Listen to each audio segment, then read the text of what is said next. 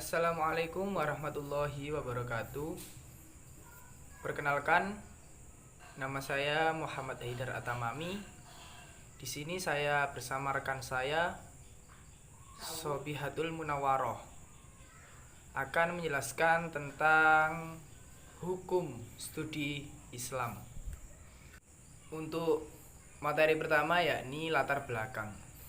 Hukum Islam adalah salah satu aspek ajaran Islam yang menempati posisi yang sangat krusial dalam pandangan umat Islam karena ia merupakan manifestasi paling konkret dari hukum Islam sebagai sebuah agama.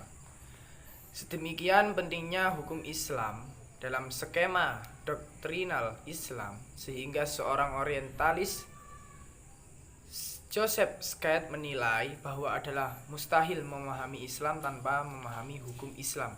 Jika dilihat dari perspektif historinya, hukum Islam pada awalnya merupakan suatu kekuatan yang dinamis dan kreatif. Untuk pengertian hukum Islam, syariat, fikih, dan usul fikih. Apa itu hukum Islam? Syariat Islam, hukum syarak menurut ulama usul ialah doktrin atau kitab syar'i yang bersangkutan dengan perbuatan orang-orang mukallaf, secara perintah atau diperintahkan, memilih atau berupa ketetapan atau yang disebut biasa dengan takrir. Syariat adalah menurut bahasa berarti jalan. Syariat menurut istilah berarti hukum-hukum yang diadakan oleh Allah untuk umatnya yang dibawa oleh seorang nabi bagi hukum yang berhubungan dengan kepercayaan atau akidah maupun hukum-hukum yang berhubungan dengan amaliyah. Fikih menurut bahasa ialah fikih berasal berarti kata fakih yakofu fakihan yang berarti mengerti atau paham. Paham yang takut adalah upaya akidah dalam memahami ajaran-ajaran Islam yang bersumber dari Al-Quran, As-Sunnah. Secara terminologi Al-Quran dan Sunnah, fikih adalah pengetahuan yang luas dan mendalam mengenai perintah-perintah dan realitas Islam dan tidak memiliki relevansi khusus dengan bagian ilmu tertentu. Usul fikih yang menurut bahasa adalah suatu yang dijadikan bagian yang lain atau dari pondasi sesuatu baik dari segi materi maupun non materi, sehingga usul fikih berarti sesuatu yang dijadikan dasar bagi fikih. Selanjutnya yaitu ruang lingkup hukum Islam. Ruang lingkup hukum Islam diklasifikasi ke dalam dua kelompok besar, yaitu hukum yang berkaitan dengan persoalan ibadah dan hukum yang berkaitan dengan persoalan kemasyarakatan. 1. Hukum ibadah adalah hukum yang mengatur hubungan manusia dengan Tuhannya, yaitu iman, sholat, zakat, puasa, dan haji.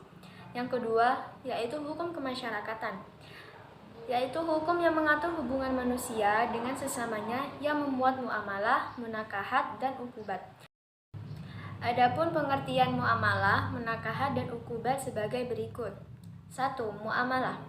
Muamalah adalah mengatur tentang harta benda, hak, obligasi, kontrak, seperti jual beli, sewa menyewa, pembelian, pinjaman, titipan, pengalihan utang, syarikat dagang, dan lain-lain.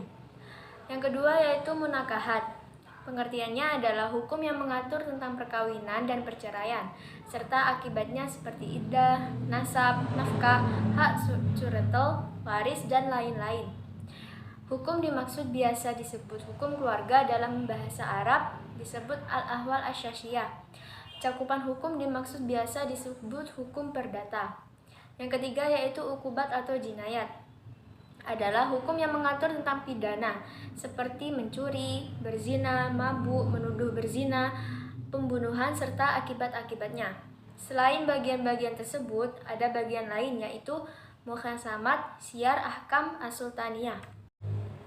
Hikmah mempelajari hukum Islam. 1. Menjadi muslim yang kafah atau muslim yang sebenarnya. Kedua, terhindar dari taklid atau mengikuti pendapat orang lain tanpa mencari tahu sumber atau alasannya. Yang ketiga yaitu terhindar dari kesesatan, dan yang terakhir menghargai perbedaan pendapat. Sekian dari kelompok kami, apabila ada salah kata mohon maaf sebanyak-banyaknya. Terima kasih. Wassalamualaikum warahmatullahi wabarakatuh.